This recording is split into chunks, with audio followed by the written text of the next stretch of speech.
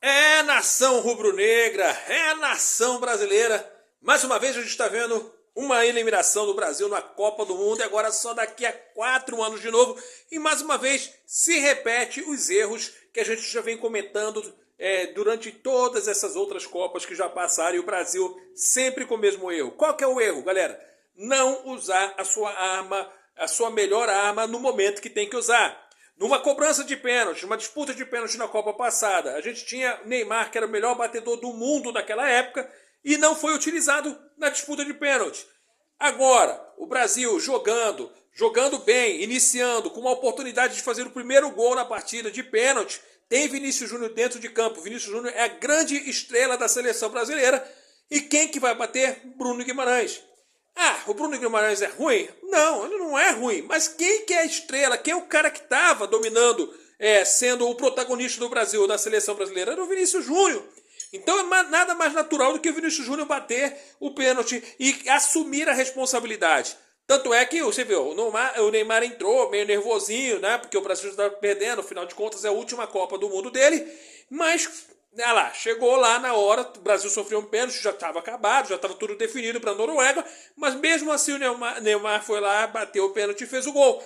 O goleiro deles agarrou pra caramba, né? Defendeu o pênalti do Bruno Guimarães.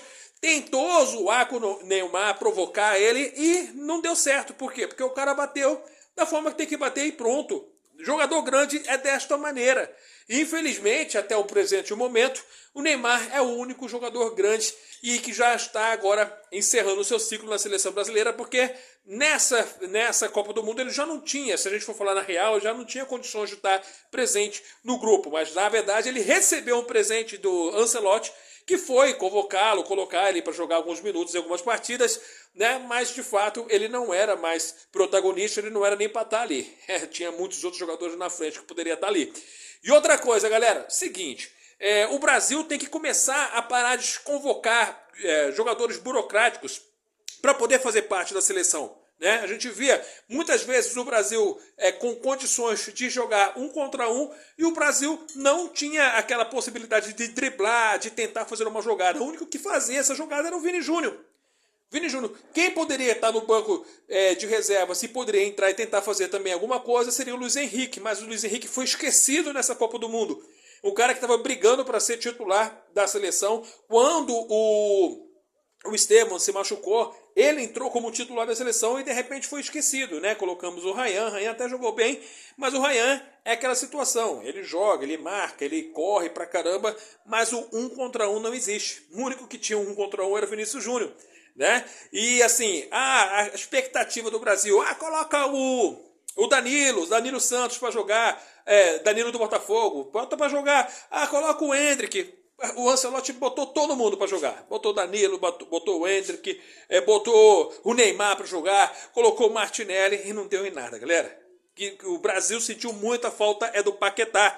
Então, seu Neto, craque Neto, cadê? Faltou o Paquetá. Até se o Paquetá tivesse em campo, talvez o Paquetá iria bater esse pênalti, iria fazer o gol. Né? Agora vocês ficam elogiando aí para o Guimarães.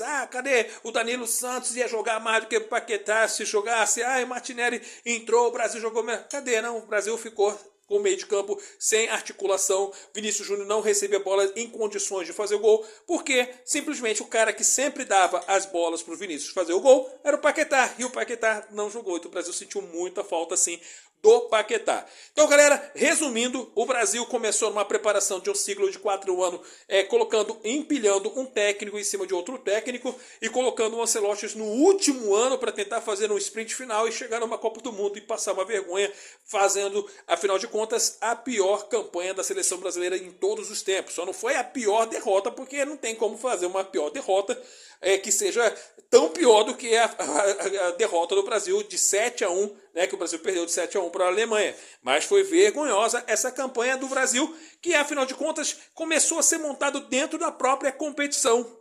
O Brasil, se você ver, o Brasil que iniciou a competição, essa que foi eliminada, essa partida aí que o Brasil foi eliminado, você vê que já não era mais o mesmo estilo do Brasil que começou. Então, tudo complicado, tudo mais ou menos bagunçado.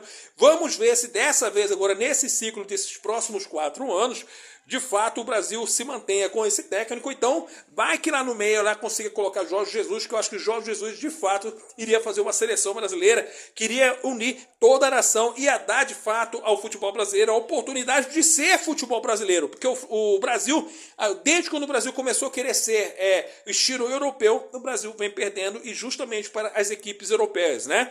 Então a gente vê aí a Argentina sendo campeã, o Paraguai sendo Paraguai, aí, sofrendo, lutando, mas fazendo bom papel, né? E a Colômbia também fazendo bom papel, o México, que é lá do América do Norte, lá fazendo bom papel, e o Brasil querendo ser, né? Pegando jogador da Bundesliga, jogador de lá da Espanha, jogadores que jogam na Inglaterra, e querendo ser europeu, e deu no que deu. Então, galera, é o seguinte, outra coisa, o Brasil tem que parar de convocar jogadores burocráticos, o Brasil está convocando muito jogador burocrático. A gente tem Claudinho, camisa 10, que estava jogando na Rússia, agora foi lá se não me engano, lá para o time árabe. Jogador muito bom. Não sei agora se ele vai ter idade para poder estar participando do próximo ciclo da seleção brasileira, mas neste poderia estar. Seria um camisa 10 de criação, um cara que dá lençolzinho, que dá ovinho, que lança, que faz gol. É o futebol brasileiro. Só que o jogador que joga dessa forma, infelizmente, os técnicos que estão na seleção brasileira não estão mais convocando. A gente tinha no lado direito o Malcom, que começou jogando pelo Corinthians, está lá fora, está arrebentando, jogando demais. E a gente teve o corte do Estevão e não convocamos o Malcom. Por quê? Porque a gente acredita que o Brasil vai fabricar heróis do nada. Do nada, por exemplo, há muita expectativa em cima de Endrick. Endrick é um bom jogador que poderia estar na seleção de novos. Porque na seleção de profissional, quando a coisa aperta que a gente vai ver quem que é o craque. E aí a gente viu que ele recebeu a bola do Vinícius Júnior, que foi o único craque dessa seleção brasileira, deu a bola, ele chegou cara a cara com o goleiro e tremeu nas pernas. Não conseguiu fazer o gol, chutou de qualquer maneira, né? Se fosse um jogador mais cascudo, né? Se fosse um jogador que já tivesse de fato preparado, né, para esse ciclo agora, talvez o momento que para o próximo ciclo tem assim uma oportunidade de melhorar. Então são 4 anos, né? O jogador é bom, ele poderia estar na seleção de novos, que nem eu falei, mas agora, depois de 4 anos mais velho, talvez ele esteja habilitado para poder estar participando dessa seleção, né? Estou me estendendo porque de fato é uma eliminação do Brasil, e a gente só vai poder jogar novamente a Copa do Mundo a partir de 4 anos, começando a contar a partir de agora. Então tem que falar mesmo, a eliminação é a oportunidade da gente poder falar, né? Então deixamos Pedro.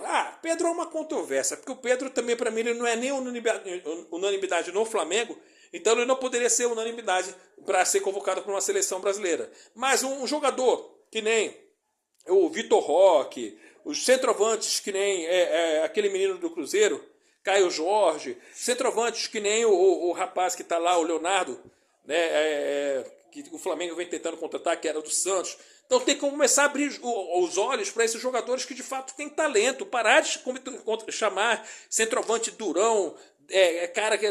tem que ser... A gente tem que lembrar que a gente teve Ronaldinho, o Fenômeno, a gente teve Romário, né? Desde quando a gente começou a contratar, colocar como centroavante Fred, colocar como centroavante Gabriel Jesus, parece que o Brasil esqueceu que já teve grandes atacantes. A gente teve Careca, jogava pra caramba. Não, no ataque a gente teve Miller, teve Bebeto.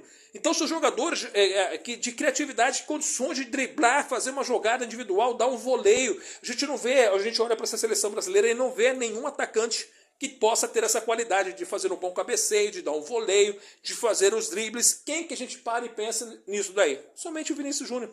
E é muito pouco, porque se for de fato chamar jogadores desse tipo, o Vini Júnior vai sofrer a mesma coisa que o Neymar sofreu, que é o único talento no meio de jogadores todos burocráticos, porque foi exatamente isso que o Tite fez quando ele era técnico da seleção. Apostava todas as fichas no Neymar e o resto da equipe que nada a ver. Né? Então o Brasil tem que começar, mesmo que perca no início, mesmo que dê trabalho, começar a chamar jogadores que de fato têm talento. A gente tem um exemplo aí da França.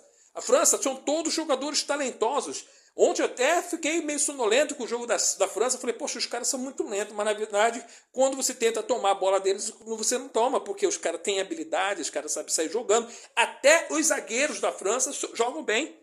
Não são cabeça dura, não são durão, eles sabem driblar, sabem sair. Então, de fato, eles falam que hoje em dia os dois zagueiros da França são os dois melhores zagueiros do mundo. Por quê? Porque são um cara que tem habilidade. Então o Brasil tem que começar a buscar, de fato, esse tipo de jogador.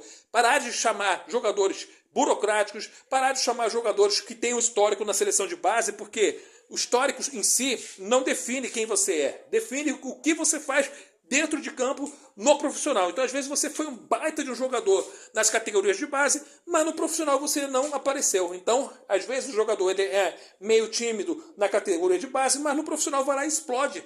E tem muitos jogadores que aconteceram isso. A gente sabe, por exemplo, nos casos antigos, Edmundo. Edmundo foi um jogador desse, que na base do Botafogo, depois na base do Vasco, não jogou muita coisa, mas no profissional estourou. E teve outros jogadores, como o exemplo do Sávio, que arrebentou desde a categoria de base do Flamengo, jogou bem no Flamengo, jogou bem no Real Madrid, mas quando foi para a seleção não jogou nada. Então a gente tem que dar oportunidade para aquele cara que de fato esteja pronto para quando receber uma bola que nem o Vinícius Júnior entregou para o Endrick, chega na cara do gol e não treme, não tropece com a própria perna e caia e perca a oportunidade. Ou então um jogador que às vezes no Newcastle, o cara é o capitão, o cara bate pelo, mas o Newcastle é um time pequeno. Então o Brasil tem que parar de achar que o jogador que é grande numa equipe pequena da Europa é grande para a seleção brasileira, porque a gente tem que dizer o seguinte: jogador que é grande no Flamengo, jogador que é grande no Palmeiras, é grande em uma equipe grande. Agora, jogador que é grande numa equipe pequena lá da Europa, só porque está na Europa, é grande para a seleção brasileira? Não é. Então a gente tem que parar de ter essa visão de achar que o time pequeno da Europa é melhor que o time grande do Brasil. Entendeu? Então, galera, é isso. Estou bastante chateado, é claro, porque eu queria ver o Brasil jogando mais. Afinal de contas, já estou com 50 anos. Agora, a próxima Copa, eu vou estar com 54 anos, se Deus quiser, né? 54 anos. Então, assim, 4 anos é muito tempo, cara. É uma vida inteira para a gente esperar para assistir uma nova Copa. Meus filhos já estão todos grandes, né? O meu filho já está com 20, vai fazer 24 anos na próxima Copa. A minha filha vai estar com 18 anos, já está completando a maioridade. E o Brasil nada. Então vamos torcer para que de fato para essa próxima Copa o Brasil passe a jogar como o Brasil. Se não der com o Ancelotti, que a CBF tenha a atitude de mudar logo, trazer o Jorge Jesus para o Brasil jogar o futebol brasileiro, jogar aquele futebol bonito, sem aceitar com passividade que nem o Brasil fez, jogou de forma covarde contra a Noruega, tentando impedir o gol de um Haaland, coisa que a gente sabia que se o Brasil não jogasse. Porque assim, quando você sabe que o cara vai entrar e vai fazer gol contra você, qual que é a sua expectativa? Não é você ficar defendendo até o cara fazer gol. Se você sabe que você vai tomar 1 ou 2 gols do cara, o que você tem que fazer? Você tem que fazer 3, 4. Você tem que fazer mais gols. Por quê? Porque você já sabe que você vai tomar gol do cara. Todo mundo já sabia que o Haaland ia fazer gol. Então o que o Brasil tinha que fazer? Tinha que fazer o gol dele. Agora o Brasil perdeu inúmeras oportunidades. Então se você fala assim, qual que é a média de gols do Haaland? Já que vocês gostam de estatística, né? Porque o técnico do Brasil falou que não deixou o Vinícius Júnior fazer gol, porque ele tinha uma estatística de quantos pênaltis cada jogador bateria, e que o primeiro seria o Neymar, segundo Bruno Guimarães, ou Rafinha, sei lá. E eu sei que o Neymar não estava nem... o Vinícius Júnior não estava nem entre os 5 batedores. Então, se o Brasil fosse para uma disputa de pênalti, talvez o Vinícius Júnior não ia estar na primeira sequência de pênalti. Então, você vê como que é complicada a coisa, sendo que o futebol é momento, não é estatística. Quem está melhor dentro de campo é que tem que chegar lá, botar a bola debaixo do braço, botar a bola no carro e bater e fazer o gol. Simples, assim. Assim como o Mbappé faz.